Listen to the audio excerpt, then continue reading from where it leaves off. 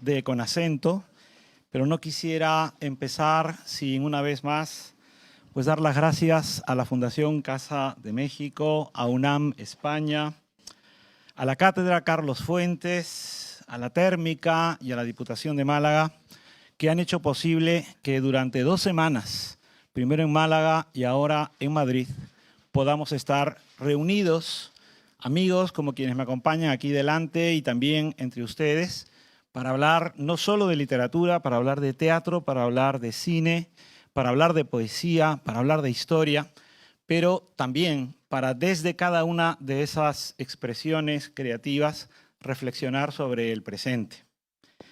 También quisiera recordar que esta sesión lleva un nombre, es el territorio Emilio Prados, y creo que hablar de Emilio Prados y recordarlo ahora que vamos a tocar un tema, protestar, romper, conciliar, cómo responde la ficción al conflicto social, no sería en vano recordar a Emilio Prados. Suele suceder que cuando un poeta fallece y pasa mucho tiempo, lo recordamos a través de sus poemas, lo recordamos a través de sus obras, pero muy pocas veces pensamos cómo vivieron esos poetas. ¿Qué fue de Emilio Prados cuando llegó a México? Por supuesto que fue acogido con gran generosidad, pero su vida transcurrió con una gran austeridad. Fue una persona marginal también por su opción sexual, por su condición sexual. Fue un hombre que vivió en una pobreza muy extrema, ejerciendo oficios absolutamente inverosímiles. Y yo creo que esto dialoga con parte de los temas que Mónica, Karina, Brenda han trabajado y con algunas de las épocas sobre las que ha escrito Pedro Ángel. Cuando yo pienso en esa vida de Emilio Prados, pienso que podría ser uno de los inmigrantes, por ejemplo, de las novelas de Brenda, podría ser un personaje de los cuentos de Mónica, podría ser alguien que huye como en las novelas de Karina. Y me gustaría que también estas palabras no solamente sirvan para recordar a Emilio Prados, sino para presentar a quienes nos acompañan, porque no quiero hacer una enumeración de sus obras, sería faltarles el respeto a ustedes como lectores. Pero sí me gustaría hacer hincapié en 2 cosas. Primero, que Mónica, Karina y Brenda además es ahora mismo finalista de la Bienal Mario Vargas Llosa y yo le deseo lo mejor. Le deseo lo mejor. Pero ellas 3 son autoras de los años 80, es decir, nacieron en los 80. Creo que en ningún otro idioma, en ninguna otra lengua del planeta, podemos encontrar una constelación de escritoras nacidas en los años 80 que tengan la dimensión, la magnitud que ellas han alcanzado. Lo que Mónica Ojeda, novelista ecuatoriana, lo que Karina Sáenz Borgo, novelista venezolana, lo que Brenda, escritora mexicana, han conseguido es simplemente extraordinario.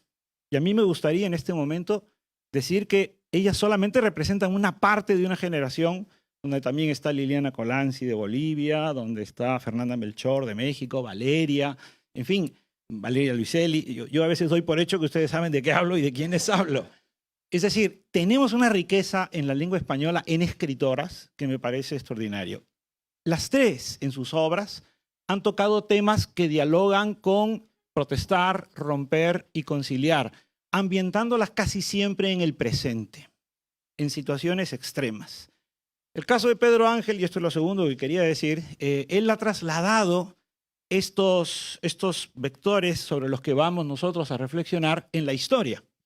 Y además los ha situado asociados a personajes importantes de la historia de México, como pudo ser Zapata o Porfirio, y otras obras más. Es decir, que ninguna de las 4 obras de quienes nos acompañan son ajenas a este tema de protestar, romper y conciliar. Y como el programa ya da una sumilla de lo que debería ser esta conversación, y yo no quisiera que hagamos una ponencia de 10 minutos cada uno, sino que tengamos una conversación lo más ágil posible, pues ya ustedes saben de qué se trata esta sesión y me gustaría pedirles pues una primera intervención para a partir de allí conversar de la manera más fluida posible. Quien quiera comenzar, adelante.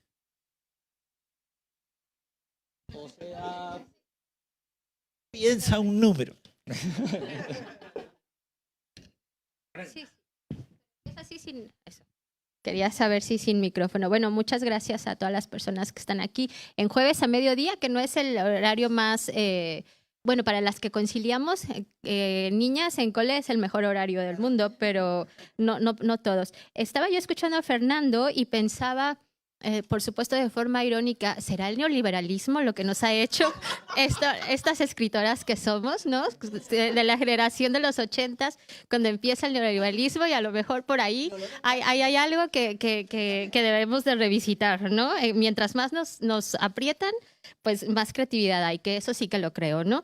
Yo había pensado, por supuesto, no voy a dar un monólogo ni nada, porque además traigo esta pequeña hojita de notas, que es muy cortita, en que en mi caso particular, para mí la literatura, el lenguaje en sí mismo, es ya un conflicto, ¿no? Entonces, esta cosa de cómo responde la ficción al conflicto, pues bueno, estamos en una sociedad occidental que ha sido creada en base a la tragedia de Aristóteles en la poética.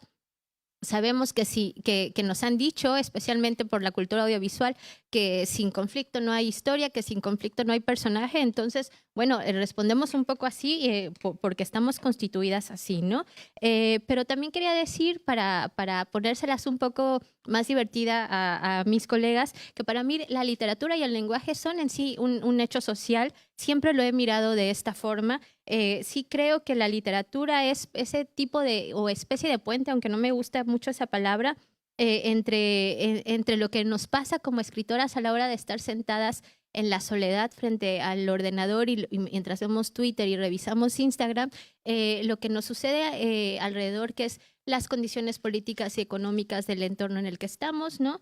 Las apuestas político-económicas que hay en las personas que están en los espacios de poder importantes, el funcionamiento del campo literario, que esta es una cosa que habíamos hablado ya Karina y Mónica anteriormente, qué es lo que está pasando, qué hace que seamos nosotras tan guapas, tan aguerridas, tan inteligentes las que estemos aquí y no otras personas que también escriben de forma maravillosa, qué hace que por el hecho de vivir en España seamos nosotras las que tengamos esta plataforma, importa o no importa en ese sentido, qué hace que yo como mexicana tenga mucho más cosas de relieve que otras escritoras como de Bolivia, Ecuador, qué sé yo, eso también es importante.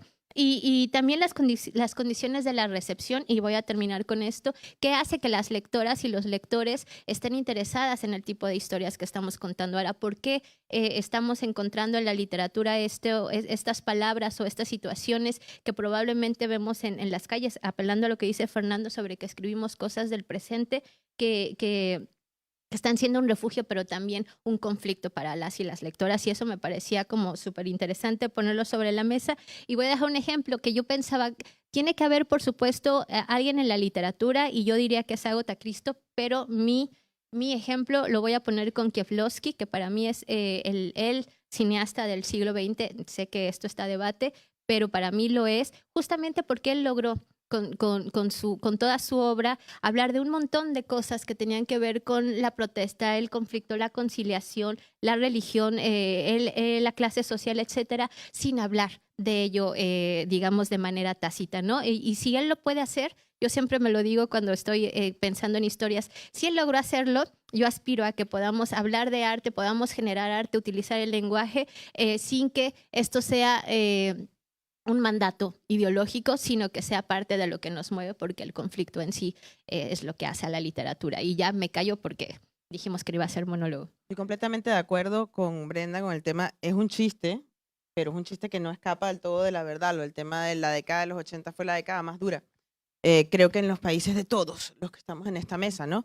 Yo nací en el año de la devaluación más fuerte, ¿no? La que creó un punto de inflexión, creo, con un control de cambio tremendo. Es decir, esa idea de que el entorno externo siempre era problemático, ¿no? Y yo creo que eso lo tengo muy presente. Quizás en las cosas que yo escribo eso esté deliberadamente presente. Lo que no me gustaría es que fuera voluntariosamente presente. Tengo una sensación de decepción con la literatura política propositiva, militante. Tengo una decepción gigantesca, ¿no? Sobre todo con esa literatura de quizá de los 70, 60, ¿no? Yo ni siquiera fui una estafada, ¿no? Por ellos, yo era la hija de los estafados, ¿no? Pero sí es cierto que no puedo eludir y me cuesta mucho entender la literatura sin una relación con el tiempo en el que está, que puede ser una relación quizás indirecta o una consecuencia. Y lo pienso, por ejemplo, los cuentos de Mónica. Eso no es, bueno, me vas a perdonar. Yo digo, eso no es gótico andino, por supuesto que sí, sí lo parece, pero está hablando de muchas otras cosas. O sea, cuando está hablando de locura, está hablando de muchas otras cosas. Cuando está hablando de las voladoras, tienen muchas imágenes que para mí son bastante realistas, ¿no? Pero el asunto es cómo armarlas para que un libro no sea inofensivo, que es lo que yo creo. Los libros no reparan, no resuelven problemas, no reparan deudas históricas, no hacen a nadie mejor, ni favorecen entender nada, pero tienen que estar. Tienen que estar. Y cuando Brenda dice Agatha Christie, que además es fortísima, a mí me gusta mucho, por ejemplo, yo me sentía muy, muy cómoda en Doris Lessing, ¿no? En Lessing y en Sontag, peleando ellas mismas, incluso con sus propios entusiasmos, ¿no? Por supuesto que hay una literatura en América Latina que tiene muchísimo también de ello. El Octavio Paz está todo el tiempo en conflicto consigo mismo y con sus propias ideas. Y yo tengo la sensación de que en esa generación modelo de sustitución de importaciones, sí hay, porque además, vamos a echar un poquito más para atrás, ¿no? Mariana, o sea, un poco entre Mariana, Fernanda, hay un enfado común en los libros.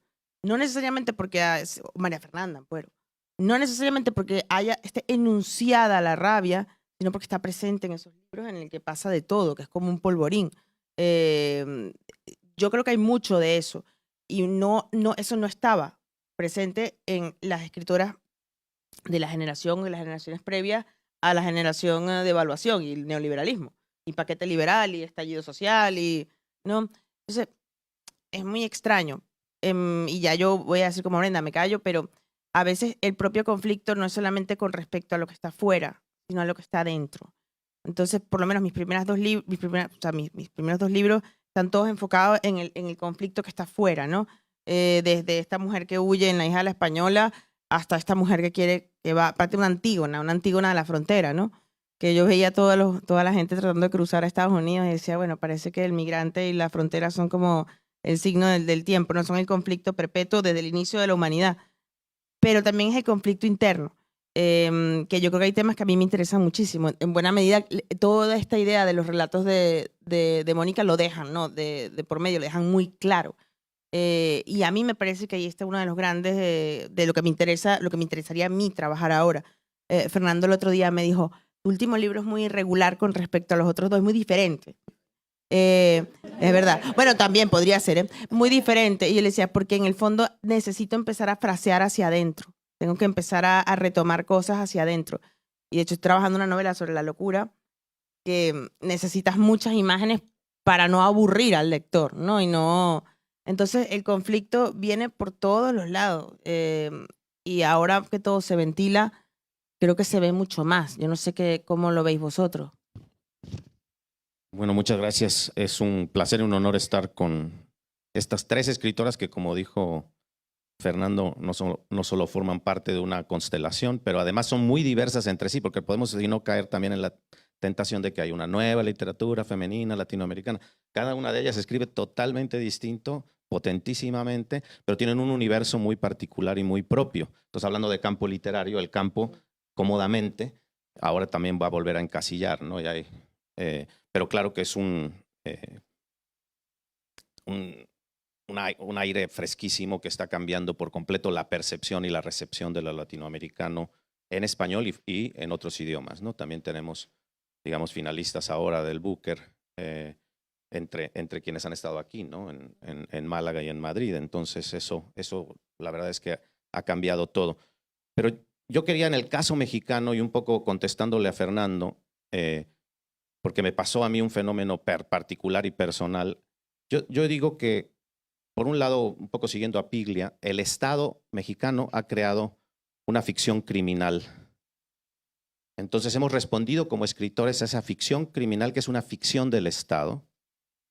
Y en buena medida lo que se está escribiendo en México, mucho de lo que se está escribiendo en México, es una respuesta como si nos hubiéramos creído esa ficción criminal. Cuando el Estado mexicano creó una ficción mestiza, Octavio Paz regresó a México de una larga travesía que pasó por Estados Unidos y por Francia, y se creyó esa ficción mestiza y escribió El laberinto de la soledad como una especie de respuesta a algo que había generado el propio Estado como ficción y que él veía como realidad ya esencial, ¿no?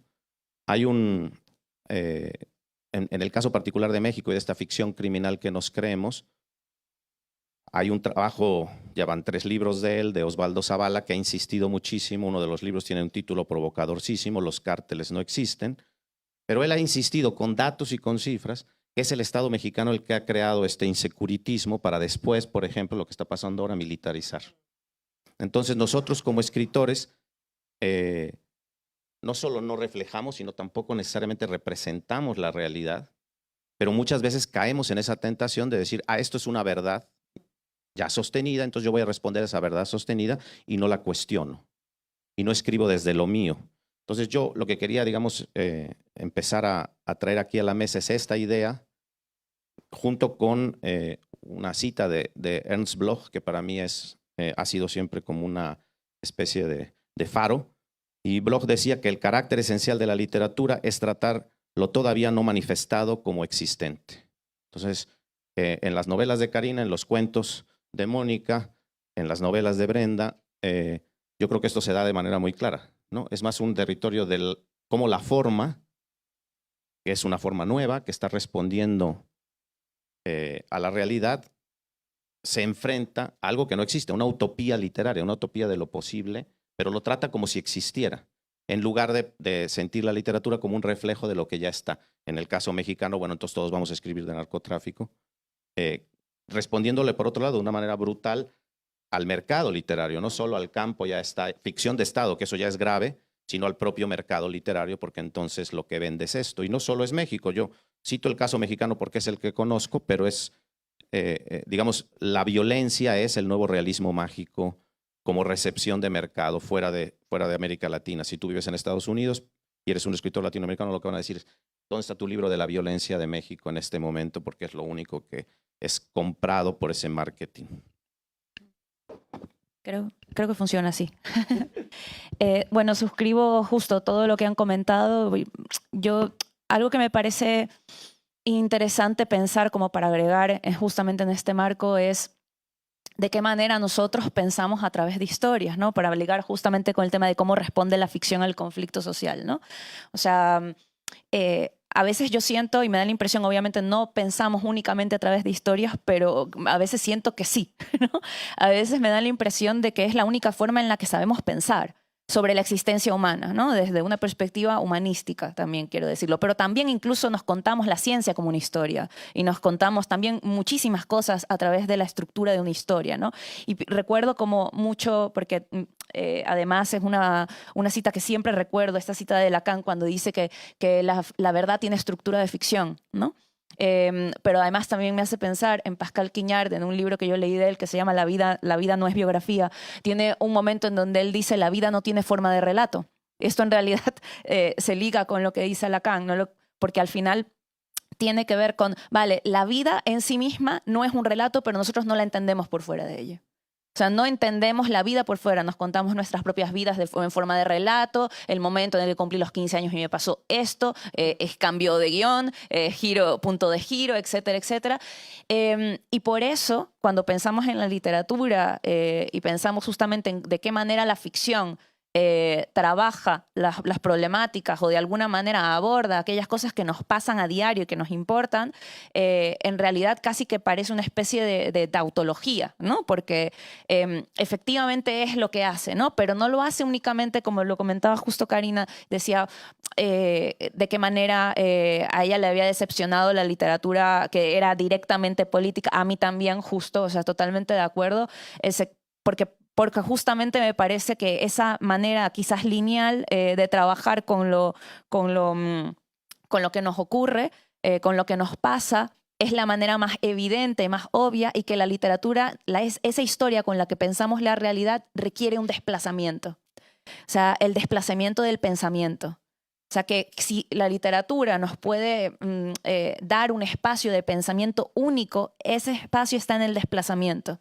Hay una especie de desenajenación que a mí me parece interesante de la literatura, de toda gran obra de arte, que es esa especie de correrse un poquito, ¿no? Irse a una esquinita de repente con un tema, irse a un lado, y en ese pequeño desplazamiento de repente se desenajena la mirada, ¿no? Porque estamos muy acostumbrados a ver todo lo que nos pasa siempre de una determinada manera. Lo vemos desde otra perspectiva y de repente ocurre algo potentísimo a nivel intelectual, ¿no? Pero quiero ligar también como pensar de qué manera a mí me parece que la literatura es insurgente y revolucionaria de forma esencial, ¿no? O sea, cuando hablo de literatura ya no de buena o mala, no, la literatura que es por supuesto toda la buena, ¿no? Creo que el arte en general tiene ese potencial súper fuerte, pero pienso que pensamos siempre en narrativa, por ejemplo, ¿no? En de qué manera la narrativa, que es la que nos elabora las historias de una manera más, entre comillas, más tradicional, nos cuenta una historia, de qué manera piensa nuestro presente, y dejamos muchas veces a un lado, por ejemplo, la poesía, ¿no? Y me parece interesante porque viniendo acá a la charla yo estaba pensando de camino, bueno, ay, ¿qué puedo aportar a esta mesa? Pensándolo como qué cosa puedo decir. Y estaba pensando de qué manera a mí hay poemarios que además que son poemarios que creo que han generado también espacios de pensamiento social muy importantes. Pienso en Raúl Zurita, por ejemplo, y en Canto a su amor desaparecido, que un verso de Canto a su amor desaparecido está en el Monumento a los Desaparecidos por la dictadura pinochetista. Y lograr que un poema sea como una especie de canto a una historia social, a un momento social muy importante como el que estoy mencionando, es muy difícil, ¿no? Pero de repente, ¿por qué acudimos a la literatura para eso? Y ahí voy, y con eso ya cierro. Creo que la literatura es un lugar de epistemología emocional súper fuerte y que es por eso que es revolucionaria e insurgente con respecto a nuestro presente y también para imaginar el futuro. O sea, que lo que te hace un poema, que es ya no a través de una historia, sino a través de repente llegar a un lugar de sensibilidad tan fuerte, ¿no? Como hace Zurita con lo de... lo voy a parafrasear, sí, pero no. Todo mi amor se ha quedado aquí pegado a las rocas, al mar y a las montañas. Ese verso para hablar de los desaparecidos, no como desaparecido, sino como amor, ¿no? Como mi amor se ha quedado en estos espacios que eran donde eran arrojados los cadáveres de personas represaliadas. Todo mi amor está aquí, se ha quedado pegado a las rocas, al mar, a las montañas. Y de repente, solamente con este verso, tú ya no piensas en números y no piensas en, desaparecidos. Piensas en que esa persona fue el amor de alguien. Y es una cosa tan sencilla, pero de repente nos cambia emocionalmente, es lo que quiero decir. Entonces, esa cosa me parece potentísima de la literatura. O sea, que de repente nos cambia a un nivel micropolítico, porque nos cambia a un nivel sensible, ¿no? Y lo sensible antecede a las ideas. O sea, cuando María Negroni, me encanta esta cita de María Negroni que dice que las ideas son las emociones del pensamiento, ¿no? Me encanta esa, siempre vuelvo a esa porque esa idea vincula justamente esta especie de división anómala entre la emoción y el conocimiento, como si fueran dos cosas distintas, ¿no? Y en cambio, aquí en esta cita María Negroni las enlaza, ¿no? Por supuesto que la emoción es un lugar de conocimiento y todas las ideas nos emocionan, las buenas ideas nos emocionan. Ya no solamente hablo de ideas creativas, literarias, sino ideas políticas, ideas de la política interna de nuestras relaciones también, ¿no? Yo cuando escuchaba a nuestras invitadas hablar de lo que caracteriza a esos años 80 en los que ellos nacieron y hablaban de la crisis, los paquetes económicos, los ajustes, dije, qué coincidencia, conmigo también, solo que 30 años más que ellas. Es decir, y esto es lo que me interesa porque Mónica ha hablado de Chile. La generación de ustedes tiene un presidente en Chile. Boric es coetáneo de ustedes y yo creo que es interesante, o por lo menos me gustaría formular esta pregunta, porque estamos hablando precisamente de un tema y Mónica lo ha planteado muy bien citando a Zurita, cómo la creación, y en este caso poética, pues responde a este conflicto. Y precisamente un miembro de la generación de ustedes ha llegado al poder. Entonces yo estoy ahora saliéndome un poquito de la literatura, pero desde la literatura me gustaría preguntarles cómo ven este fenómeno. Yo tengo edad de ser padre de las 3, de Dino, pero y de hecho, soy abuelo y eso me da autoridad, ¿no? Entonces, a mí me gustaría esta reflexión, porque es que creo que es muy interesante. Ustedes tienen un presidente que es contemporáneo, ¿no? Y yo querría saber en qué horizonte, en qué campo podemos situarnos, y te pediré también a ti, Pedro Ángel, que digas algo al respecto también, ¿no? Yo casi diría que empiecen los mayores, es lo que pensamos un poco, pero no lo seré valiente. Pues, y yo pensaba además, Fernando, que nosotros vivimos en un país en donde personas mayores, digo menores a mí, están en ministerios, o sea que esto nos está avasallando. Pues, y yo creo que nos está avasallando porque justamente lo pienso en Boris, pero también estaba pensando en lo que está sucediendo aquí y que otra vez tiene que ver con lo que decía Mónica sobre cómo nos estamos construyendo los relatos y las narrativas. Y creo que la literatura, o yo me aferro a la literatura, termina siendo ese refugio porque de pronto yo veo las narrativas oficiales, las narrativas dentro del espacio público, que además otra vez nos están poniendo en una situación en la que nos hacen creer que estamos polarizados, que nos hacen creer que todo es dogmático, que todo es blanco y negro, que todo es confrontación, otra vez que el conflicto es lo que nos mueve, y yo sí creo que el conflicto nos mueve, y yo soy amiga del conflicto, ¿no? O sea, me parece que si no hay conflicto, estás muerto, ¿no? Básicamente. Pero volviendo a lo que dice Fernando, creo que nos hemos contado o nos han contado narrativas a las personas de la generación de los 80s, en el que íbamos a ver un estado de bienestar que no hemos visto, que no vamos a ver, y que además estamos viendo cómo se desmantela en lugares en los que se creía que eso iba a suceder, pero que también nos hacen creer que solamente con discursos y narrativas podemos cambiar el mundo, y la realidad es que no es así. Yo apelo mucho a lo que dice Mónica respecto a que el lenguaje, los relatos nos permiten imaginar los futuros, y lo que nos están diciendo a las generaciones que estamos ya dentro del poder, que no somos nosotras, por supuesto, es mientras tú tengas un discurso y sepas utilizar las palabras de forma adecuada, vas a ganar una elección, ¿no? Básicamente. Y eso, como tú dices, no es la vida, ¿no? La vida es muchísimo más complicada, es mucho más compleja y es muchísimo más cruda de lo que quisiéramos creer mediante las narrativas, digamos, derecho-humanistas, ¿no? Entonces, yo soy muy escéptica, pero también creo que ser escéptica me permite ser compasiva con quienes están en el poder, porque nos la están jugando, nos la están poniendo a las personas de nuestra generación a estar al frente, justamente porque saben que nos vamos a equivocar, y eso me parece que es truculento y perverso. Sin embargo, soy optimista en el sentido de nos estamos equivocando, afortunadamente jóvenes, y nos queda una vida muy larga para hacerlo mejor, me parece. Fíjate que yo tengo un problema con eso, ¿no? Pero un problema serio, ya es humano, ya es un problema interno de la forma en que me relaciono con el mundo. A mí no me gusta, o sea, yo siento que yo nací en un mundo llamado a la demolición. En los mundos más cercanos y más pequeños, desde mi ciudad, lo que era mi espacio nacional, luego el espacio histórico. O sea, no sé, yo con 10, 12 años ya había visto el Caracazo, que ha sido una de las cosas más impresionantes, creo yo, que se pueden vivir de niño, ¿no? Porque sobrecoge mucho. Pero luego el muro de Berlín, la caída del muro de Berlín, la caída de las Torres Gemelas, todo el progreso que venía no fue. Y no me gusta decir me han engañado. El futuro, yo me merecí, porque me parece una actitud muy, muy ingenua, muy naif, ¿no? Entonces desconfío de cualquier discurso de progreso, pero al mismo tiempo creo que el progreso es tener una mínima convivencia ciudadana, hacer un mínimo ejercicio de respeto de los derechos y los deberes. La cosa de yo no voto porque a mí me da igual, y no, yo voto porque es que hoy en día que puede que no vote.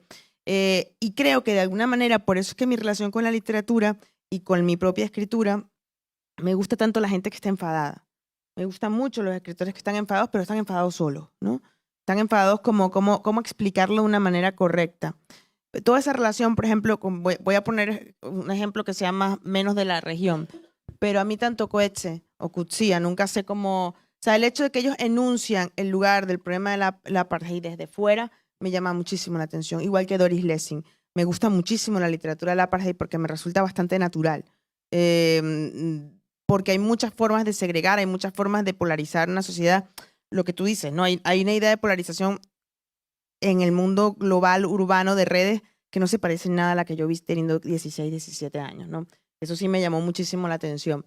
Entonces, es cierto que la literatura que yo hago es muy política, pero de una manera en la que siempre lo hago alegóricamente, porque no me gusta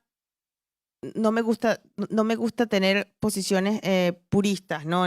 Porque además me molesta mucho porque la generación, no la de Juan Carlos Méndez Guedes, no ellos, que son autores venezolanos que son nacidos entre el 60 y finales de los 60. Me molesta toda esa izquierda, ¿no? Que dijo, ay, me engañaron, ¿no? Y era como, me engañaron, pero si le dejaste la bandera al otro para que la cogiera por ti y no dijiste nada, ¿no? O sea, no te vengas a hacer... Tengo una gran sensación de cuentas pendientes que a la vez me peleo mucho a mí misma, porque yo no le puedo andar diciendo al mundo, tú me debes algo, ¿no? Entonces, tengo ahí una serie de discusiones que no sé cómo enunciar, pero que en todos los libros están, ya sea por algún desenlace cruel, por algo que le pasa a un personaje, por una sensación de escepticismo, de descreimiento. Por eso me reí tanto cuando Brenda empieza diciendo que somos los hijos del neoliberalismo, ¿no? Porque a mí me chirriaba un montón escuchar a Chávez hablando del neoliberalismo salvaje. Y como todo populista, tenía razón. Ni un puntito de razón, ¿no? Y era como, tenía razón. El problema es que la cosa terminó peor. Entonces, yo nunca sé cómo lidiar con el tema de si todo iba muy bien, ¿qué fue lo que pasó? ¿No? No lo sé. Bueno, es bastante difícil que nos hayas llevado justo a ese camino, porque por un lado, para mi generación, Boric representa, digamos, una nueva izquierda mucho más inteligente en un país tremendamente polarizado como Chile, como vimos con las dos votaciones para el constituyente, ¿no? Primero, todos estábamos ilusionados de un posible constituyente que cambiara la constitución de Pinochet, y ahora 27 de 35 del constituyente son del Partido Republicano, y parece que se volteó rapidísimamente esa marea, que fue una marea femenina la que llevó a Boric y a Camila y a todos ellos al poder. Parece que se le ha volteado muy rápido, pero no es que se le haya volteado muy rápido, es que Chile está así, por estas cosas de las que hablaba Brenda. Por ejemplo, esta idea de, otra vez, narrativas que nos venden la polarización, que nos venden la idea de que solo hay negro y blanco, de que solo existen esas dos posibilidades. En México, por un lado, se está bajando la edad para diputados a 18 años, es decir, a la mayoría de edad ya puede ser diputado, y por el otro lado, el discurso del presidente y el discurso del partido en el poder es un discurso muy viejo, muy anquilosado, que solo vive del pasado, que solo vive también de echarle la culpa al neoliberalismo, a la mafia del poder, a cualquiera de esas metáforas. Pero justo cuando estaba hablando Mónica, para, digamos, dejar de hablar de ese tema un poco y regresar con Zurita, yo pensaba en una poeta de su generación mexicana, en Sara Uribe y Antígona González, ¿no? Y como también una poeta está diciendo algo que está haciendo un libro que es más que un libro. Está haciendo un canto que es más que un canto, y está contando la historia de un tema que a mí me parece más interesante en México que el narcotráfico per se, que es, ni siquiera los desaparecidos per se, que no se cuenta mucho en México, que son los desplazados. Y por ejemplo, en este hombre, Osvaldo Zavala, del que ya les hablaba, justo lo que estudia él es cómo allí donde el Estado interviene, el lugar se vuelve enormemente más violento, supuestamente va a proteger, el lugar se vuelve mucho más violento, hay un ejercicio enorme de desplazamiento, y allí donde ya no hay gente, entran curiosamente, en el caso de Guerrero junto a Ayotzinapa, en el caso de Ciudad Juárez, entran las mineras canadienses promovidas por el Estado y un nuevo extractivismo. Entonces, es un discurso perverso del que la literatura no puede dar cuenta todavía, que a mí me parece todavía más grave, porque lo ligas a los desaparecidos, a los feminicidios y a las muertes producidas por la violencia que el propio Estado genera, y por ese discurso estatal. Entonces, por eso de pronto lo de Chile, por lo menos por un mexicano decías, hay una esperanza de una nueva izquierda, que incluso desde el principio llega Boric y lo primero que dice es, esta izquierda es una izquierda democrática, no es Nicaragua, no es Venezuela, y no podemos como izquierda, solo porque somos izquierda, promover la falta de democracia, que es algo que de alguna manera permea el discurso de todos nosotros. Estamos viviendo un momento, yo creo, medio final, casi como la República de Weimar de la democracia liberal tal y como la entendíamos y como entendíamos ese capitalismo salvaje que nos tocó a todos, obviamente a Fernando y a mí muchas décadas antes que a ustedes, ¿no? Sí. Yo siempre le doy a Mónica un A lo mejor micrófono está y ella sentada. es como, José José, traes un micrófono. Sí, yo también comparto lo que dice Pedro. A mí me parece, por el momento, porque siempre estoy como... soy hija del trauma también, como todos nosotros. Entonces siempre dudo, soy el perro apaleado, somos perros apaleados. Siempre estamos como, bueno, ¿y cuándo nos va a golpear este nuevo presidente? Entonces sí, como para mí representa por el momento también, Boric, una posibilidad regional también, no solamente en Chile, posible de pensar las cosas distintas, ¿no? O sea, además, lo voy a ligar esto con una situación muy importante que fue las revoluciones, las protestas en Chile, que se dieron en el mismo año que se dieron las protestas en Ecuador, que no fueron tan sonadas porque justo lo que comentaba Brenda también, plantear de qué países se habla más y de qué países se hablan menos, pero en Ecuador en octubre, en el mismo año, hubo unas revoluciones, protestas indígenas muy fuertes en Ecuador, contra un gobierno neoliberal que además ayer fue mi cumpleaños y me enteré que el presidente había decidido disolver la asamblea y convocar a elecciones anticipadas antes que someterse al juicio político que se le estaba tratando de abrir, ¿no? Y entonces, claro, quiero decir que en todo este contexto de todo esto que acabo de mencionar, para no liarme tanto, lo que quiero volver es también algo que mencionó Pedro y que mencionamos todas de alguna u otra manera, que es el tema de la violencia en Latinoamérica. Porque es verdad que justo ahora vengo también justo de una entrevista con Lucía en Agencia EFE y estábamos conversando ella y yo sobre cómo lo que se exporta de Latinoamérica es el tema de la violencia también en literatura, ¿no? Como una especie de exotización, ¿no? Pero por otra parte es que eso es.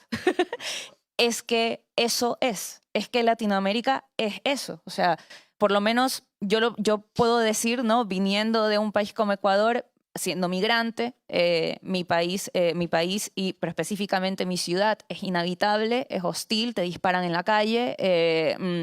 Entonces, claro, es muy difícil, ¿no? Como decir, ay, no, háblame de otras cosas, ¿no? Como, bueno, perdón que te moleste la violencia de mi tierra, ¿no? Entonces, como uno está como que con cuidado, ay, cuidado, voy a hablar de violencia porque me exotizan, pero cuidado, voy a fingir que las cosas que me preocupan son otras, porque hay cosas más urgentes, ¿no?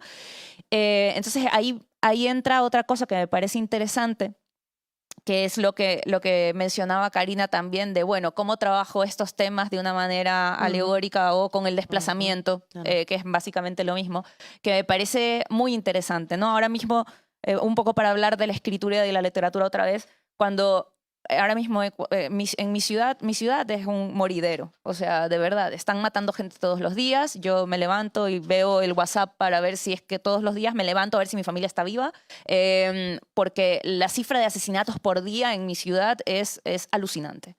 Entonces, es un país muy violento y yo estoy escribiendo ahora una nueva novela que ya estoy a punto de terminar y mi novela iba sobre otras cosas a priori, pero justo yo la empecé a escribir cuando mi país fue cada vez volviéndose más violento. Siempre fue violento porque la desigualdad social siempre genera violencia, pero ahora mismo Ecuador está con una violencia, con un nivel de violencia que no ha visto en toda su historia de república. Nunca.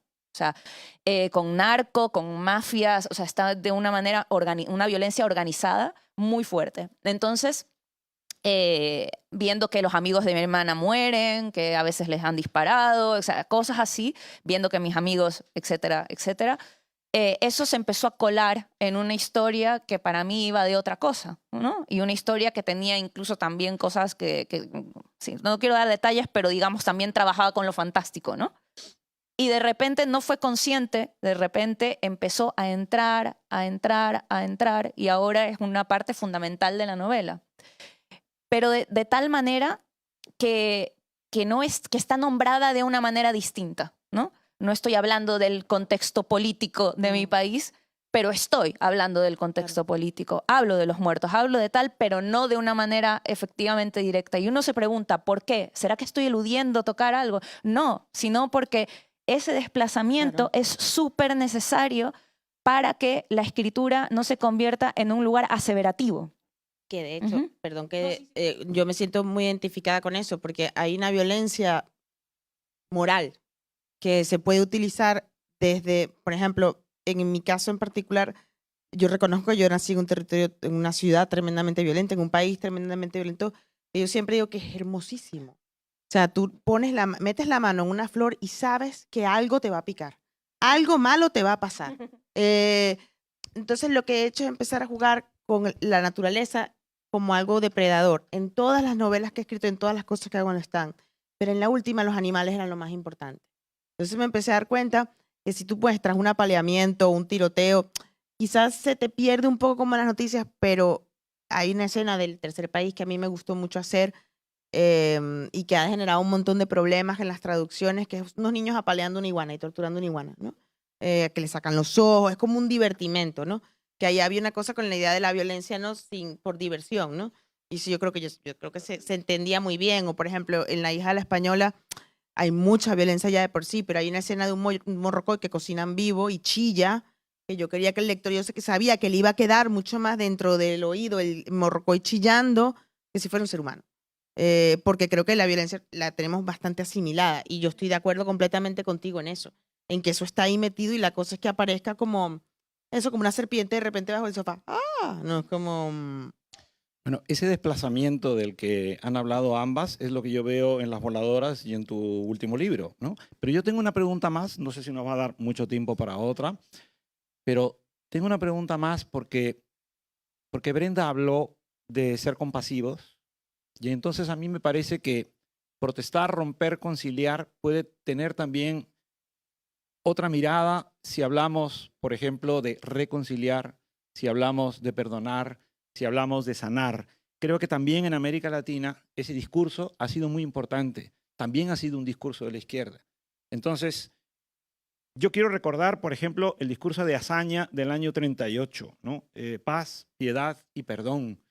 Entonces, a mí me gustaría que también ustedes, en este momento en el que estamos reflexionando de esto y estamos hablando sobre todo de la violencia, yo quiero dejar claro también que el Perú es un país muy violento, ¿eh? O sea, no es eso de que vamos a quedarnos atrás los peruanos, ¿no?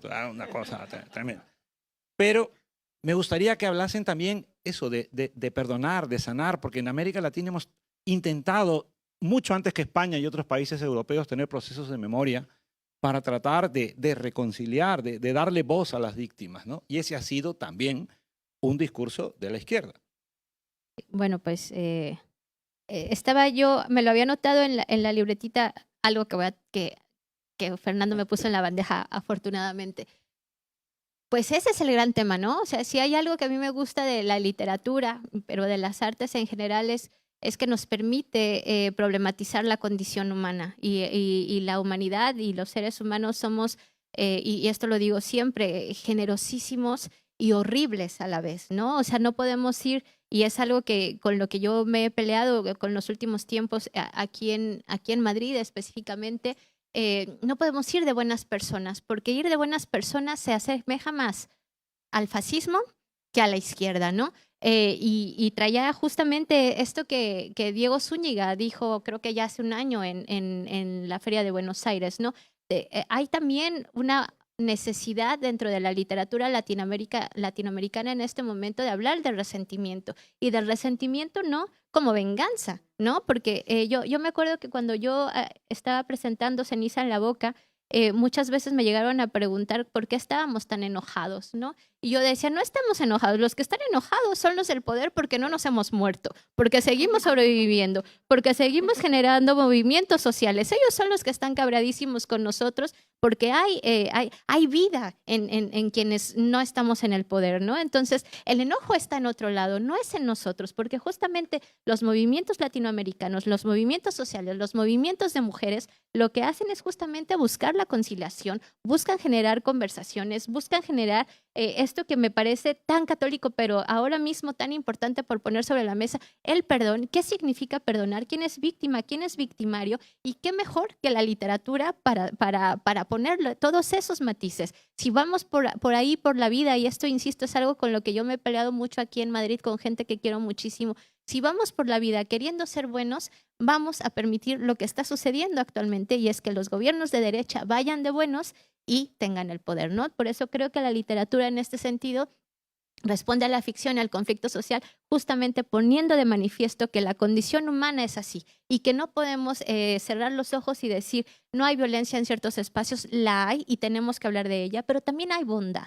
También hay bondad, también hay afecto, también hay cuidado, también hay un montón de cosas que pasan en estos países tan violentísimos, ¿no? Yo creo que Lucía nos preparó para la conversación porque ya estábamos hablando de violencia hace rato y yo le decía, pero aquí también hay violencia y aquí también hay feminicidios y aquí también hay desapariciones y aquí en Europa es en donde nos hemos encontrado justamente con que el discurso de los derechos humanos es solamente para los europeos, ¿no? Y que esa violencia estructural, esa violencia económica, esa violencia de los desplazados, no la hemos generado nosotras, se ha generado justamente por esta idea de que tenemos que ser buenos blancos europeos y demócratas, ¿no? Pero ahí hay una cosa, que en las letras grandes siempre es difícil encontrar las respuestas. Es decir, la piedad, la compasión, yo casi nunca lo consigo en los grandes escenarios, la consigo siempre en lo pequeño, ¿no? En esos pequeños personajes que me pasaba mucho como con la Visitación Salazar del Tercer País, ¿no? Es la Antígona es la Antígona de Riohacha, realmente, ¿no? O sea, es Riohacha el personaje real, ¿no? Que hay una muestra de compasión, además, ilegalmente hablando, ¿no? Es decir, que digo, el cementerio también es ilegal, hay una serie de cosas. Pero cuando acabas de decir lo de Europa, yo siempre intento ir con mucho cuidado en estos debates europeos, pero hay uno en particular que sí lo siento como propio y que me lo tomo tan a pecho, que es todo el tema de la migración, el Mediterráneo y los naufragios de patera. La semana pasada estuve reunida con gente de Médicos Sin Fronteras. Estaban contando que había un campamento en Grecia de todos los adolescentes que sobreviven a los naufragios, que terminan con un tema de el motivo por el cual salieron, que era mandar dinero a su familia, ya no lo pueden hacer. Se sienten absolutamente... Los intentos de suicidio son una y otra. Me lo decía una de las enfermeras que decía que se está cansada de coser muñecas, ¿no? Y para mí la piedad está en eso, ¿no? Lo que me interesa es eso. Ya meterme en foros más grandes, no me lo creo. O sea, así de sencillo, no me los creo. No me lo creo, no me creo ni siquiera los entusiasmos. Pero me interesa ese tipo de personaje pequeño y me interesa siempre para trabajarlo literariamente y porque me hablan más que los grandes discursos. No sé, pero lo digo porque de verdad que es más, me encanta Brenda porque es muy política, muy, muy política y me gusta muchísimo la gente que es política y los escritores que son políticos. Y yo a veces no sé qué pensar. O sea, porque, no, yo tampoco. Y tú dices como, está bien que yo retrate esto, ¿no estaré haciendo yo un poco de panfletario también? ¿No estaré siendo yo una panfletaria haciendo esto? Y me lo pregunto muchísimas veces. Yo voy a intentar contestar desde mi perspectiva, Fernando, pero primero quiero enlazar con lo que han dicho Brenda y Karina y antes Mónica, porque finalmente creo que lo que se ha descubierto con la literatura escrita por ustedes y Fernanda Trías y María Fernanda Ampuero es que había un cierto, y hay que decirlo porque nosotros mismos caímos en eso, un cierto bobarismo de la literatura varonil o de la literatura escrita por hombres en América Latina y la literatura de ustedes siendo muy... Es una literatura tremendamente social, en el mejor sentido de lo que significa social, ¿no? Porque toda verdadera experiencia literaria, como toda verdadera experiencia vital, es social. O sea, de hecho, es una ilusión de la novela del siglo XIX creer que las experiencias son individuales. Eso nos hizo creer la literatura escrita por hombres del XIX. Y bueno, también Jane Austen, porque le tocó estar allí, ¿no? Pero a lo que voy yo es, a mí me tocó una experiencia que voy a contar muy rápido, pero que fue muy importante. Me tocó una cena en Washington en la que estaba mucha gente y a mí me tocó sentarme junto a Desmond Tutu. Y la Comisión de Reconciliación fue mi primera pregunta porque estaba justamente el gobierno de López Obrador hablando de la posibilidad de una reconciliación. Fue una de las banderas de esa izquierda que llegaba al poder y que muchos de nosotros votamos por esa opción y se le dio un bono democrático enorme a él y a su partido. y Desmond Tutu me contaba que él cambió por completo su idea de perdón y su idea de reconciliación y la idea misma de qué estaba haciendo, porque primero él estaba realmente como traductor. No era la gran figura de la comisión con Mandela, ¿no? Y a una mujer le preguntó que por qué no perdonaba. Y la mujer dijo claramente, yo no puedo perdonar hasta que no haya justicia. Y ese fue el momento en que él cambió toda su ideología y toda su, digamos, como buen obispo evangélico, él creía que el perdón está dado de antemano, ¿no? Es decir, que tú puedes perdonar por este acto casi divino y que ese perdón a ti te honra, vamos a decirlo así, porque eres más compasivo, eres más grande que el daño que te han hecho. Y la señora le dijo claramente, yo no puedo perdonar hasta que no haya justicia. Y creo que es lo que pasó con esa supuesta comisión de reconciliación que cayó inmediatamente en el olvido en los primeros años de... Ay, ¿puedo matizar algo, Mónica? Perdona. Sí, y yo tomo justamente esto que dice Pedro porque cuando yo hablo de, perdón por traerlo a la cancha personal, pero cuando hablo de las mujeres madres de familiares desaparecidos, justo lo que yo les digo es cuando me preguntan, ¿México es así de violento? Digo, sí, claro, México es así de violento estructuralmente y yo escribí Casas Vacías en 2013 cuando estábamos todos en shock porque empezaron a desaparecer un montón de personas y además siendo criminalizadas, pero también las madres de esas personas, las mujeres de movimientos sociales, son las que están poniendo ahora mismo sobre la mesa de sí se podían encontrar los cuerpos, ¿no? Sí podíamos saber cuáles eran las razones, sí podíamos saber quiénes eran los culpables y sí se puede con recursos económicos, ¿no? Y eso a mí me parece interesante justamente por lo que dices. Revisitar también desde el lenguaje qué significa justicia, ¿no? ¿Qué significa cada palabra y cada concepto? Incluso yo metería ahí democracia para quién y quién lo está enunciando, porque claro, si hablamos de democracia, por llamarlo de alguna manera, pero ustedes hablan con las víctimas y les interesa un bledo lo que diga Aristóteles o lo que diga Bobbio de la democracia, no, lo que ellas necesitan es justamente tener acceso a las narrativas, a generar sus propios discursos, a que nadie hable por ellas, a que ellas mismas pongan sobre la mesa. Esto es justicia, esta es la reparación del daño, ¿no? A eso me refería también con los derechos humanos. O sea, no podemos decir vamos a cumplimentarlos si la reparación del daño es económica. La reparación del daño va muchísimo más allá y tiene que atravesarse, como decía Mónica, por el dolor, por las emociones del pensamiento que llevan a ideas nuevas, ¿no? Ya, perdón, solo quería, porque no quería que creyeran que me estaba volviendo católica o algo así. No, sí, justo para ligar también con lo que estaban comentando, recordé un poema de Cristina Rivera Garza, bueno, que se llama La Reclamante. Y me parece interesante como acudir justamente a Cristina porque creo que hace algo muy interesante justamente con el tema de la memoria, el dolor, la crueldad en su escritura, ¿no? Porque también pasa en El Invencible Verano de Liliana, pero específicamente en este poema ella es un poema colectivo, porque ella no escribe todo el poema. El poema tiene versos de ella y luego versos que son, en realidad, cosas que mujeres que han ido a reclamar por sus hijos desaparecidos han dicho públicamente. Y ella inserta cosas que estas mujeres de verdad han dicho y los pone en estructura versal y las mete dentro. Y el poema, por lo tanto, y ella pues, lo pone en sus libros, ¿no? El poema escrito por y los nombres de las personas y Cristina Rivera Garza. Ya no es un poema de un autor. Entonces ahí de repente también hay una dinamitación de la autoría, que es algo muy interesante porque es algo que también pasa en El Invencible Verano de Liliana, cuando ella introduce la voz directa de su hermana, que ella saca de papeles, reflexiones que saca de ella, y que entra no necesariamente como una cosa que no es que está como la cita, no, sino que entra como parte literaria importante del texto, ¿no? Pero me parece eso importante porque eso que, entre comillas, parecería simbólico, no es simbólico, es un tejido textual y es una forma de entender también cómo nos manejamos socialmente, ¿no? Cómo entendemos quién es quien tiene los espacios de la voz, quién tiene la voz o los espacios para hablar, quién no, y de qué manera pensamos una escritura mucho menos desde la visión hiperindividualista también, y más desde una visión más colectiva, que es la realidad, porque incluso cuando uno está en su computadora y escribe solo, en realidad no escribes solo, escribes, y voy a ponerme aquí gótica en este momento, pero escribes con un montón de voces de muertos. Esto lo dice Raúl Zurita, otra vez mencionándolo, súper fan de Raúl Zurita, obviamente.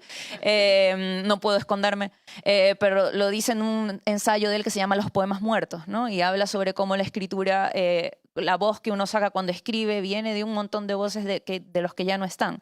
Y volviendo con el tema de la conciliación, ¿no? De también, a mí me parece eso fundamental, porque recuerdo una película que me gustó muchísimo, la directora, ahorita se me olvidó el nombre porque mi memoria es asquerosa, pero la película se llama First Cow, la primera vaca. Y es una película que me impresionó mucho porque al final, no quiero arruinar la película, pero al final hay un momento de ternura tan grande en un lugar de violencia y de hostilidad, y además hay una violencia entre dos hombres, una ternura entre dos hombres amigos. Un momento de ternura tan grande, tan enormemente grande, que supera la muerte. O sea, que lo que hace es vencer la muerte. Entonces, a mí, viendo esa película, yo pensé que me ha pasado con más libros. Ahora mismo estoy tratando de recordar, pero no se me ocurren. Pero sí me ha pasado, recuerdo tener esa experiencia con libros de pensar, es que la ternura vence la muerte, de verdad. O sea, de verdad la vence. En el sentido estricto de que la muerte continúa y pasa muchísimo, o sea, todo el rato estamos muriendo, pero como humanidad persistimos y lo que nos hace persistir es la ternura.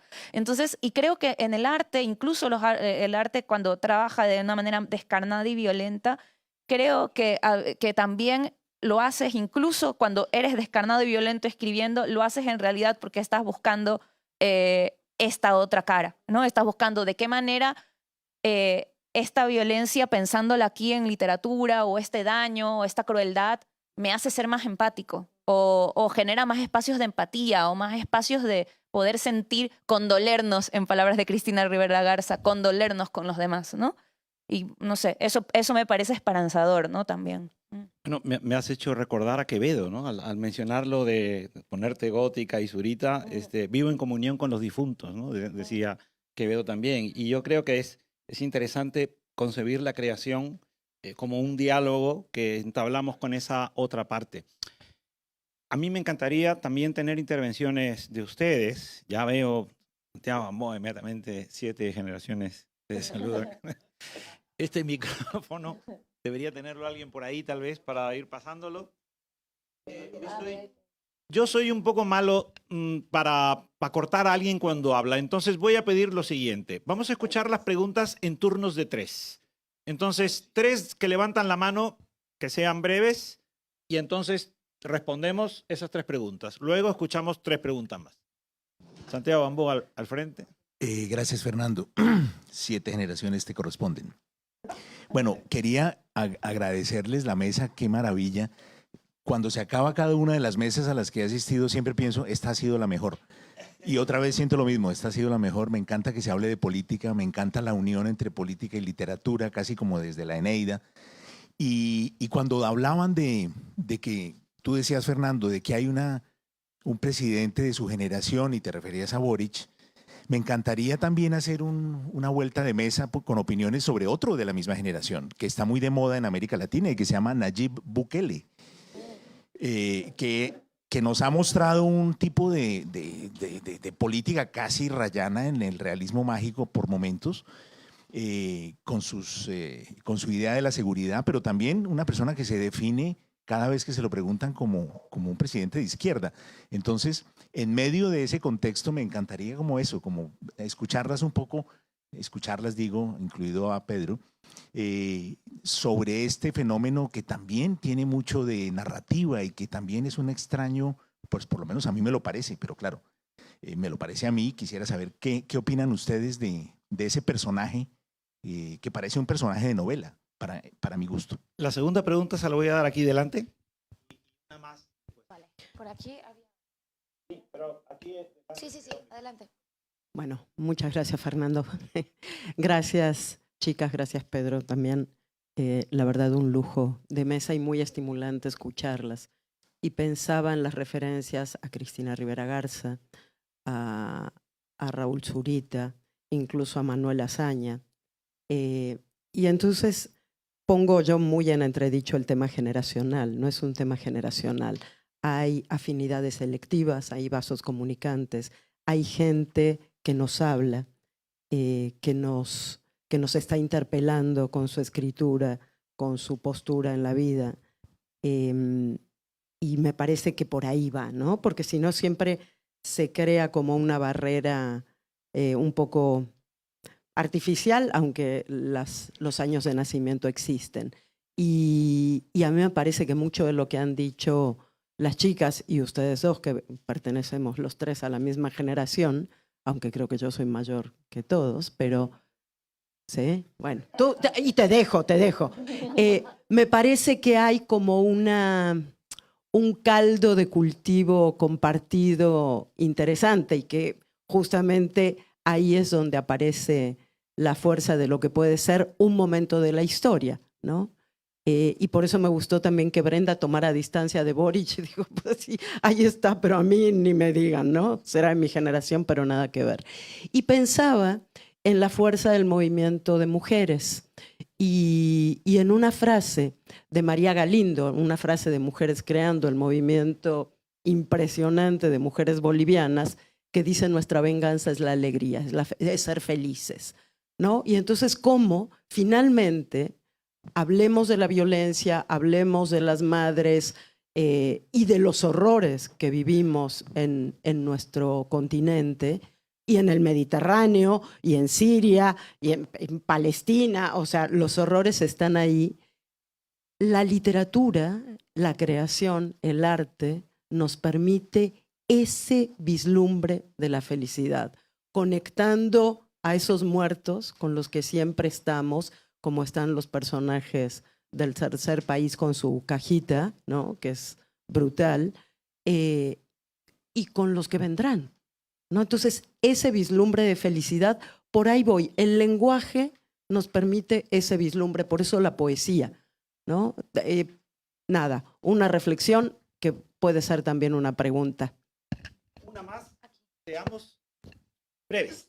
Vale, ¿se me escucha bien? Bueno, primero que todo también agradecerle, supremamente interesante, y voy a hacer de una vez la pregunta que es un poco larga, las flores para después. Bueno, lo primero es ser de Latinoamérica o de Abya-Yala o del sur global en general, creo que es una serie de contradicciones, ¿no? Por un lado está lo macropolítico, ¿no? De ser de izquierdas o derechas, esto público y privado que realmente nunca tiene una frontera entre, como hablaban también en la mesa, de esta naturaleza hermosa y que también termina siendo completamente destructiva. Pero creo que también se trata de una vivencia muy personal. Creo que se trata de ese miedo de que nunca va a ser como era antes, pero de nunca volver tampoco, de que se nos muera la abuela mientras estamos acá, o de vivir en su lugar, o de morir en su lugar una vez dejemos el aeropuerto. Y creo que una de las contradicciones que me parecen más interesantes y que me gustaría plantear de manera explícita para cerrar esto tan maravilloso que se dio hoy es cómo conviven la esperanza y la melancolía sin ser contradicciones directas. Porque por un lado tenemos como todo este pasado que nos duele y que nos sangra y que está en quienes somos y en quienes nunca seremos, porque ni mestizos ni del todo. Pero por otro lado está este futuro que nos hace escribir, que nos hace hablar, que nos hace reunirnos y pensar cómo podría ser otro mundo. Y creo que me gustaría que pensáramos desde la pluma, desde el diario personal y también desde la calle, cómo podemos encontrar estas dos realidades sin que muramos y nos devoren en el intento. Acabo de tener una especie de epifanía. Yo debo estar muy muerta por dentro, honestamente. No, lo digo muy en serio. Pertenecer a una sociedad políticamente desmontada, desmovilizada, y no lo digo por supuesto que lo estoy diciendo por Venezuela, pero yo estoy acostumbrada a que no importa lo que haga, nada va a cambiar, va a ir a peor normalmente. Y vas a ver a la gente arrastrada y vas a ver cómo el cadáver se te va a salir arrastrado. Cuando se hablan de movimientos de mujeres, yo no creo en nada, no me malinterpreten, por favor, yo no creo en nada de eso. No creo en nada de eso, eso no funciona. He visto a tanta gente machacada. Además, ya nadie se acuerda que está presa. Ni siquiera se acuerda que está presa. Donde los expedientes han sido, insisto, debo estar muerta por dentro. Y cuando hablabais de los presidentes en las generaciones, que además que Bukele a mí me da muchísimo miedo, ese tío está pirado. Y lo peor de estar pirado es que, y lo digo pirado en el sentido coloquial porque realmente me parece que es una cosa de cuidado, son las simpatías que ese tipo de cosas generan en sociedades muy castigadas. Entonces, es claro, el cuento del péndulo, ahora quiero una mano dura, ten cuidado porque en la mano dura a lo mejor caes tú por error en alguno de los tantos maras que han metido ahí y no tienes cómo demostrarlo. Pero lo segundo, que fue la segunda sensación de estar un poco muerto por dentro. De mi generación yo solamente veo, y no me disculpan por favor, porque estoy especialmente torpe en estos días con los comentarios políticos. En mi generación yo lo que veo son repartidores y riders. O sea, lo siento decirlo así, y se podría molestar un montón de gente, pero el volumen de la gente entre 20, 25, 30, de una migración venezolana tan grande como la que tú, yo veo pura gente pedaleando. No quiero ser demagoga, pero eso está ahí. Entonces, a mí eso me golpea inmediatamente, o sea, me golpea el estado de ánimo y lo colectivo se me vuelve a caer de las manos y vuelvo otra vez con lo de yo no vuelvo. O sea, yo no creo ni en, insisto, estoy metiendo la pata a mucho, pero es que no puedo decir otra cosa, es que yo no creo en otra cosa. No creo en la justicia, no creo en la reparación, no creo en las comisiones de la verdad, no creo en absolutamente nada de eso. O sea, y perdón, ¿eh?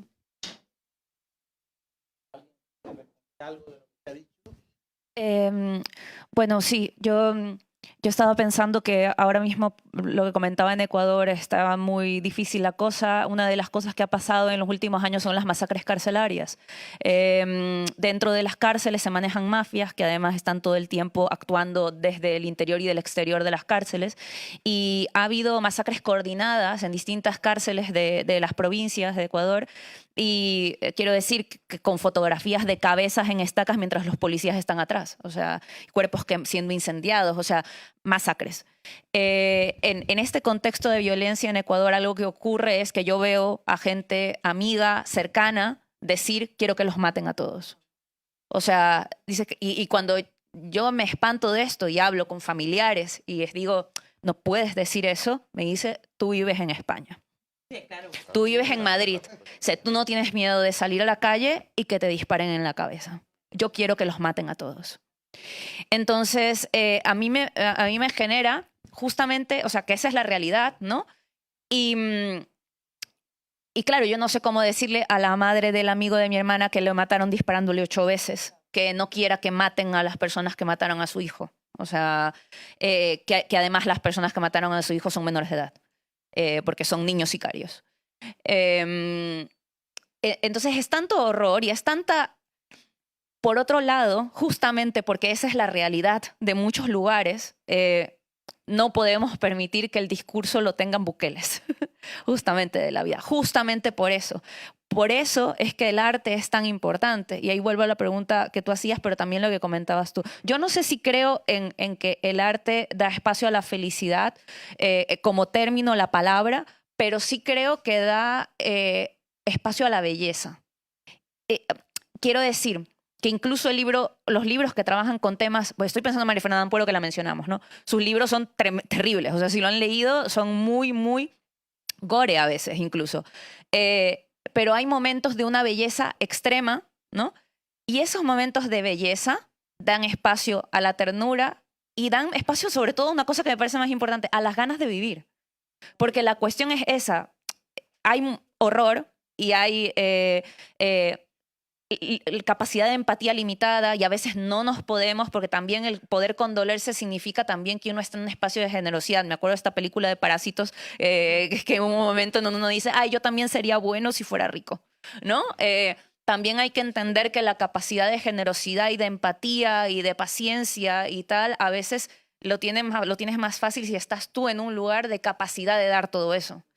Entonces, la cuestión es que el arte sí que creo que es un espacio que de repente, quizás no de felicidad, pero sí de quizás que nos devuelve esa capacidad de querer, aunque no tengamos fuerzas, de querer dar algo que a veces ni siquiera tenemos, ¿no? Y de percibir belleza. No de destruirla. Exacto, y por eso el arte es algo que yo sí que creo que a lo mejor no, lo que cambia el mundo son las movilizaciones sociales en la calle. Salir a la calle es lo que nos va a cambiar el mundo, por supuesto, pero hay un paso antes, ¿no? Y ese paso antes sí que creo que es el paso donde está el arte, de repente de sensibilizarnos con cosas, ¿no? Yo solo quería agregar con la pregunta de Santiago, hablando de cárceles, que se nos ha olvidado la cárcel del Chipote en Nicaragua, que es probablemente uno de los ejercicios de violencia contra el arte, contra los escritores, contra los periodistas más brutales. Estaba Sergio hablando con Fernando y la noche anterior, cuando estábamos en Málaga, en la noche anterior habían hecho una nueva redada con nuevos 40 presos, de todo, una redada colectiva múltiple en casi todas las provincias de Nicaragua, y entre los 40 que se llevaron a la mamá de este muchacho que fue el primer activista muerto en 2018, solo porque la madre ha seguido protestando, un poco como Brenda decía. Entonces, claro, el terror es que Bukele o que Ortega generen simpatía, porque están haciendo algo que supuestamente es en el largo plazo bueno, como las cárceles. No sé si han visto los videos de las cárceles de Bukele, pero es como para asustarse y alzar la voz inmediatamente, ¿no? Bueno, yo cerraría solo responder rápidamente. Yo soy, y me confrontaste, Santiago, como yo no converso con fascistas, se me había olvidado Bukele y cuando me lo trajiste fue... yo creo que además Bukele está ahí estratégicamente, ¿no? O sea, un poco lo que decíamos al inicio. No es gratuito que esa persona esté en ese momento, en ese lugar. Hay circunstancias políticas, decisiones de poder, decisiones económicas que permiten que una persona como él esté en ese lugar. Así como permiten que esté Boris, así como permite que haya una Irene Montero, así como permiten que esté un Andrés Manuel López Obrador. Es decir, yo soy más de la idea de construir narrativas en las que dejemos de pensar que los presidencialismos son inamovibles y que recordemos que la fuerza de los movimientos sociales vienen de otro lado, no del poder, ¿no? O sea, yo creo que esa sensación de seguridad que nos quieren dar los gobiernos de derecha es justamente lo que apela a querer sentirnos seguros. Pero vuelvo a la literatura otra vez. No hay nada más inestable, más violento, más hermoso que la condición humana. No somos personas estables, no hay equilibrio, eso es una mentira. Nos han vendido que puede haber equilibrio, es mentira. Y de todos modos, todos nos vamos a morir y esa muerte va a llevar a otra cosa que va a ser otra vida, ¿no? Entonces yo en ese sentido, hablando de literatura, como decía Sandra, soy muy de la idea de creerme que somos transitorias, ¿no? O sea, las personas que estamos aquí conversando sobre lo que estamos conversando, sobre la violencia que está sucediendo ahora mismo, las bromas del neoliberalismo, todo esto es totalmente transitorio, que va a dar a otros movimientos, a otras generaciones que nos parecerán más simples, que nos parecerán menos políticos, etcétera, pero estamos dando las semillas de algo que germinará después. Y yo en ese sentido soy muy pro vida, en el buen sentido de la palabra, soy muy de que la humanidad va a seguir adelante hasta donde le toque seguir adelante, porque finalmente todo es finito y si el planeta y el sol se van a acabar, pues nosotras también. Así que usemos lenguaje para seguir enunciando nuevos futuros, diría yo. Yo voy a pedir un esfuerzo de generosidad, porque la generosidad consiste en escuchar las respuestas de nuestras 4 invitadas, Pedro incluido, y por eso tenemos que formular las preguntas muy claramente, muy brevemente, y así escucharemos mejor estas respuestas. 3 preguntas más que tú decides quiénes. A ver, voy a darle aquí y ya. Muchas gracias. No, ha sido un placer escucharlas y escucharlos. A mí esta sesión me trasladó a un libro de 1970, Literatura en la Revolución y Revolución en la Literatura, de Collazos, Vargas Llosa y Cortázar, ¿no? Cuando había una gran afinidad respecto a la revolución que después se rompería con el caso Padilla en 1971. Y aquí se ha hablado de 2 cosas que parecen contradictorias, ¿no? Por una parte, la literatura, entendida como este esfuerzo por darle un orden al caos de la vida, como un refugio, pero también como algo que vuelve a esas discusiones del compromiso social, de hasta dónde los escritores tienen que como impactar de alguna manera, incluso involuntariamente, ¿no? Y como se discutía con Cortázar, que en un principio decía que entender la literatura como un arma de combate, pues era propio de terroristas de café. Y luego dijo todo lo contrario, que incluso escribiendo literatura fantástica era imposible que no estuviera de alguna manera involucrado el escritor en su contexto y en su sociedad.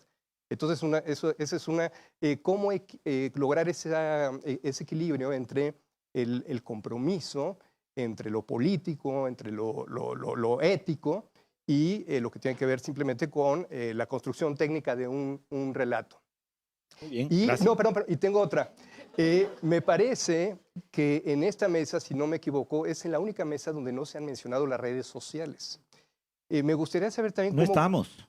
Sí, No estamos. cómo compatibilizan también, si es que lo compatibilizan, la literatura como insurgencia y esta exigencia de que los escritores estén en un sistema corporativo que podría interpretarse como una docilidad, ¿no? Todo lo contrario, como jugar bajo unas reglas de sumisión mediática. Bueno, esas son mis dos preguntas. Espero Bien. haber sido breve. ¿Tú Gracias. decides? Bueno, me ha encantado la mesa y he aprendido muchísimo. Y nada, a mí me trajo a la cabeza la reflexión sobre el estado de excepción permanente en el que se vive en América Latina y en muchos otros lugares, ¿no? Como ya dijo Walter Benjamin hace tantos años. Me trajo a la cabeza el libro de Todorov, Frente al límite, donde él explora esas posibilidades para enfrentar la violencia extrema, ¿no? Y entre los mecanismos que rescata, se ha hablado de varios aquí, se ha hablado de ese desplazamiento que es el ejercicio de la imaginación, cómo uno puede sobrevivir en un campo de concentración simplemente recordando un poema de Lorca, ¿no? Como en el caso de Semprún. La imaginación, por un lado, se ha hablado de redes de afecto, de ternura, de compasión, de piedad. Y la tercera estrategia o mecanismo que Todorov plantea para enfrentar esta violencia sistémica extrema es el humor. Entonces, me gustaría que comentarais algo acerca de esa otra posibilidad, el humor en todas sus posibles formas, ¿no? Parodia, sátira, ironía. Eso. Mil gracias. Y una más por ahí. ¿Cuántas, perdón, Tatiana, cuántas manos más podrían levantarse para formular una pregunta? Veo dos. Las 5 del tirón y así vámonos que nos vamos, como dicen los flamencos. Bueno, respondiendo al breve y conciso de Fernando y sin extenderme en agradecimientos, que tengo muchos, la pregunta es la siguiente. No tanto la injusticia, sino la impunidad podría considerarse como el gatillo de la emoción que mueve el pensamiento y la reflexión. Gracias. Aquí delante y luego Eloy.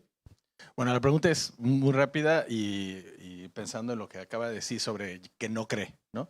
Entonces la pregunta es, ¿en qué sí creen? O sea, ¿en qué sí se puede creer? Que un poco Brenda ya lo dijo un poco. Y la otra cuestión es la relación de todo esto con lo que mencionaba Pedro, de la violencia de Estado. Me gustó mucho la frase.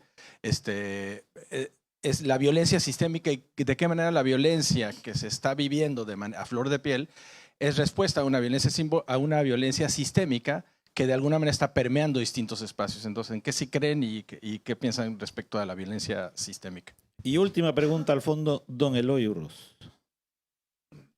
Gracias. La mía va a ser súper concisa y es para Pedro.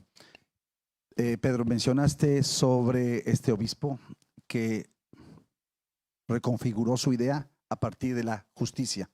Entonces, voy a citarte a una de la correspondencia de Dostoyevsky y quiero que me digas qué piensas. La justicia es un asunto secundario. Lo que importa es la compasión.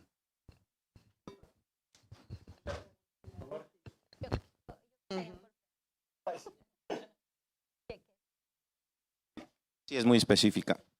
Pues yo creo que estás justamente planteando lo contrario que tú, porque las víctimas no, y de hecho es una parte del planteamiento de este finalmente filósofo racional que es Dostoyevsky, no solo en Hombres del Subsuelo, sino en parte de su correspondencia. Es una racionalidad que no puede tener la víctima.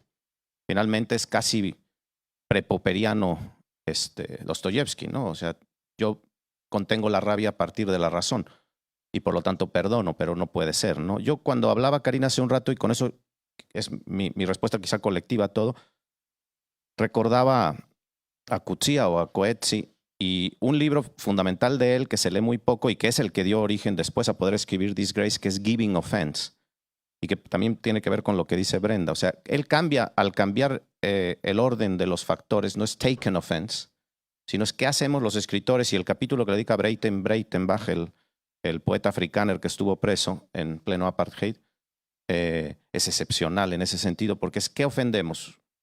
Y ofendemos al poder.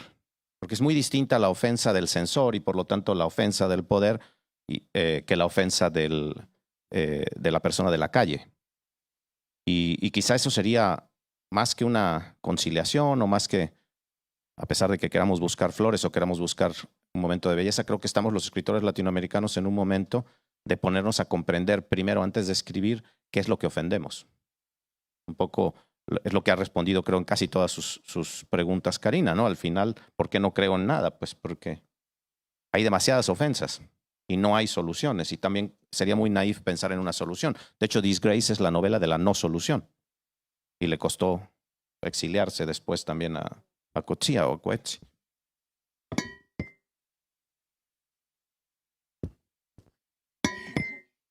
Bueno, voy a tratar de ser muy rápida.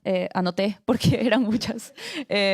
Bueno, sobre el compromiso social y la literatura. Yo creo que hay como dos polarizaciones, ¿no? Personas que dicen, no, si la literatura nos va a servir para cambiar la vida y con esto lo del arma que dice Cortázar y tal, y por otro lado, no, la literatura no tiene nada que ver con los cambios sociales y transformatorios y un poco, yo creo que lo he venido diciendo en la mesa, yo no creo que ninguno de los dos lugares sean ciertos, como todas polarizaciones tienen puntos ciegos importantes.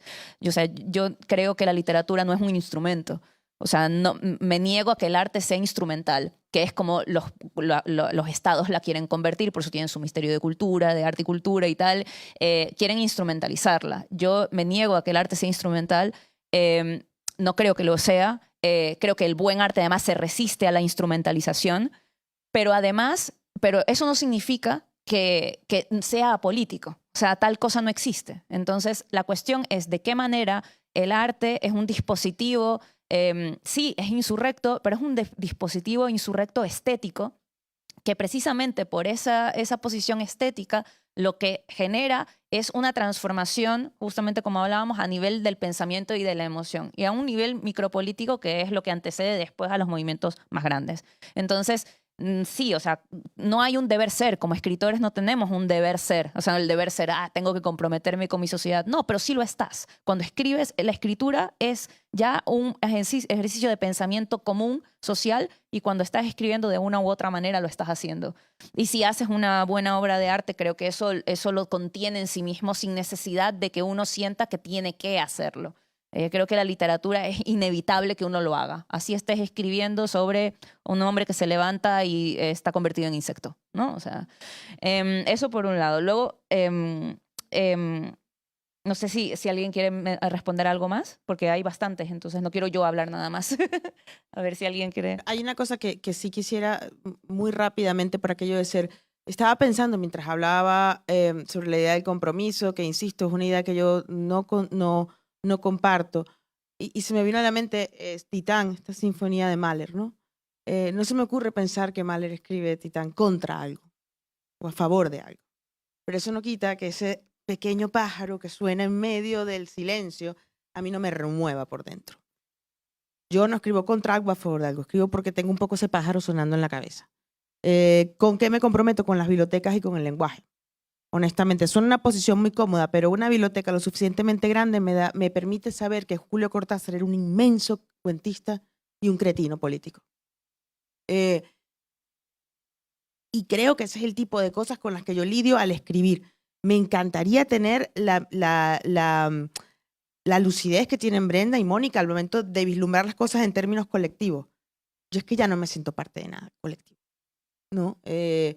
Y eso no quiere decir que no sea consciente de que comparto un espacio público, político, y que respete y que procure respetar a los demás y escuchar y no imponerle a nadie mi nihilismo, ni mi escepticismo, ni mi pesimismo, ni mi mal humor. Para eso están mis libros, ¿no? Y en los libros está todo lo que creo. Y básicamente yo no escribo a favor de nadie ni en contra de nadie. Ya no defiendo a nadie ni ataco a nadie. Mis criaturas en los libros se comen entre ellas y yo creo que se entiende bastante bien, ¿no? La idea de la vida que tengo en lo que escribo. No soy capaz de defender nada más allá de eso, al menos en la creación literaria. En el periodismo ya estoy obligada a hacer otras cosas, pero esa es otra vida que me interesa menos.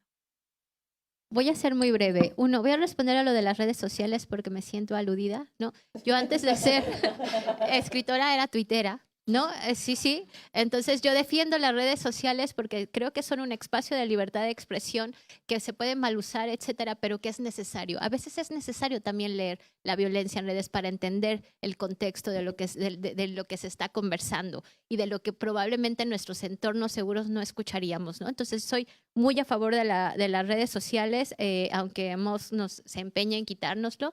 Ni modo, es un costo neoliberal que tenemos que pagar, pero creo que son importantes, creo que se pueden utilizar. Otra cosa es ser dócil al mercado editorial, pero yo me pregunto, y me lo pregunto, no todos los días, pero cuando mi cuenta bancaria está casi en ceros, ¿a qué amo le estoy respondiendo? Rasco y luego ya mejor no me respondo, ¿no? Todos respondemos a un amo, desafortunada o afortunadamente. Y en broma, en serio, creo que es importante la libertad de expresión, la defiendo a muerte, ¿no? Digamos, es algo que me interesa. Incluso leer los discursos de odio para entender qué se está maquilando ahí. Necesitamos la palabra en los espacios públicos. Y la otra cosa es, yo creo que justicia o impunidad van de la mano, no se puede hablar de una sin la otra. Y terminaría diciendo, yo no sé en qué creo, pero sí sé que a mí la literatura me ha cambiado la vida personalmente y me ha hecho hablar de cosas que no hubiera podido conversar como persona común y corriente. La literatura me ha permitido conectar con personas a las que no conocía y no tendría que conocer y reconocer su belleza y su fealdad y sentir que vale la pena seguir escribiendo, ¿no?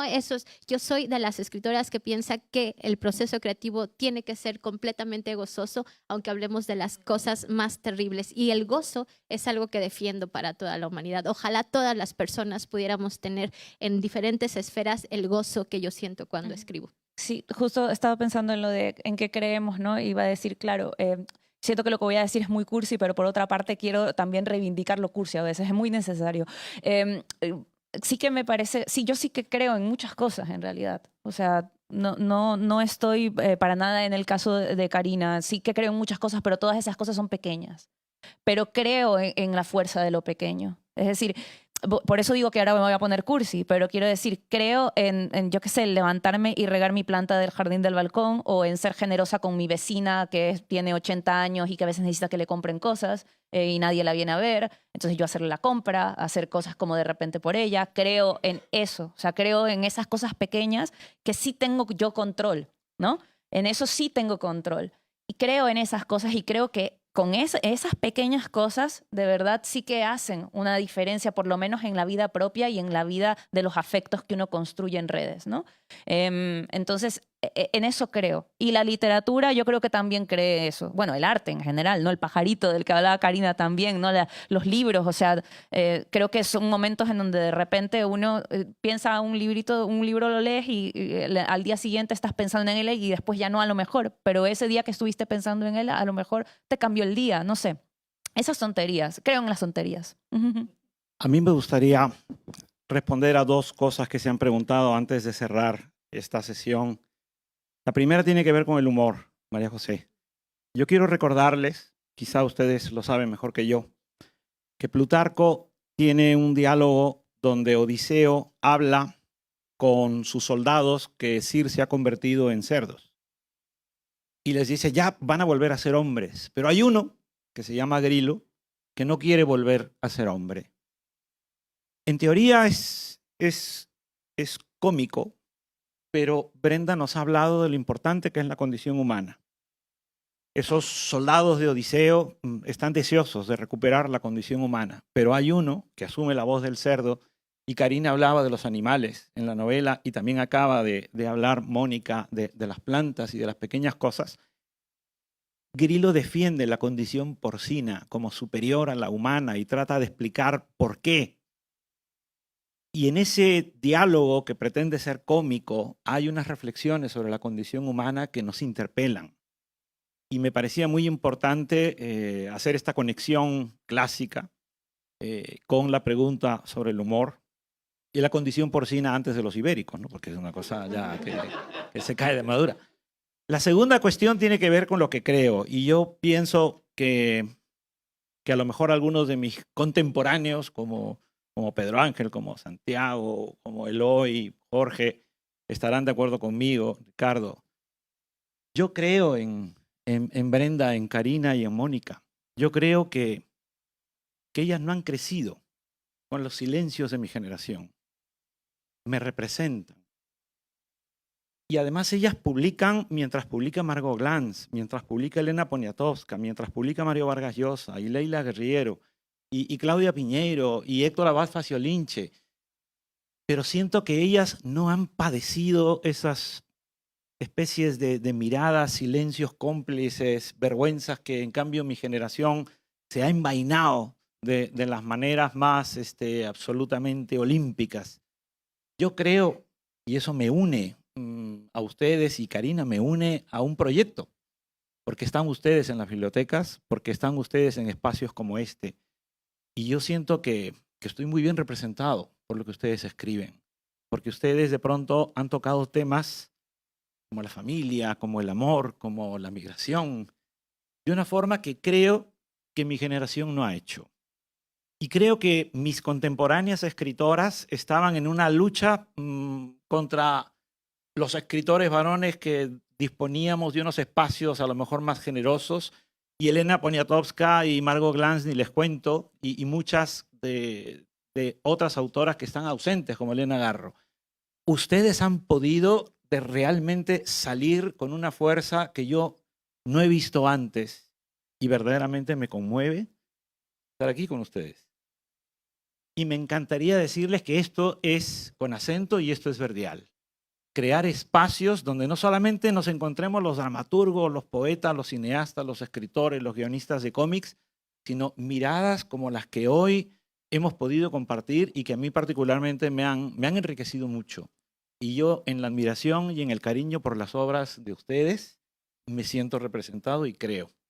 Y hay que terminar, y entonces como en los festivales de la OTI voy a invitar a Jorge Volpi que pase aquí adelante, por favor, para que despida también. Porque queremos darle las gracias a todos ustedes y Jorge lo va a decir mejor que yo. Bueno, muchísimas gracias en esta extraordinaria mesa, pero cada una de las que hemos tenido a lo largo de estos días, tanto aquí en Casa de México como antes allá en Málaga.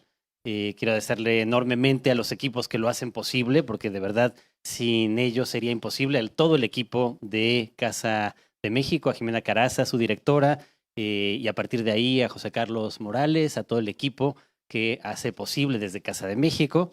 Quiero agradecerle también muy especialmente a todo el equipo de la UNAM en España, a Diego Celorio, a Sandrina, a Adriana, a Víctor, ¿no?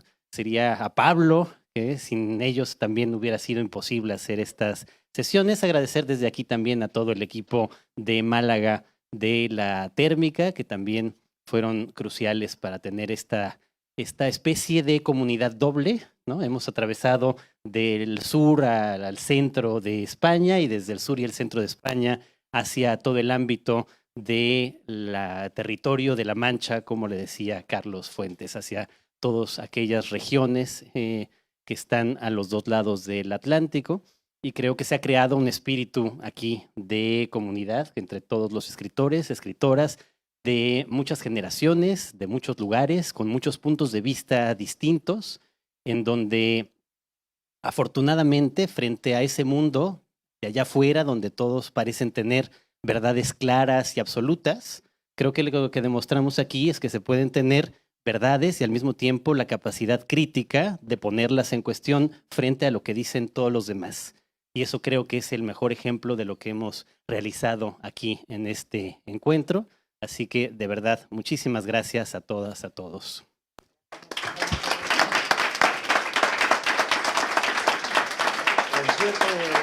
Sí, y los invitamos al concierto de clausura de Verónica Valerio, así que aquí por la noche estaremos con ella. Muchísimas gracias. A las 8, muchas gracias.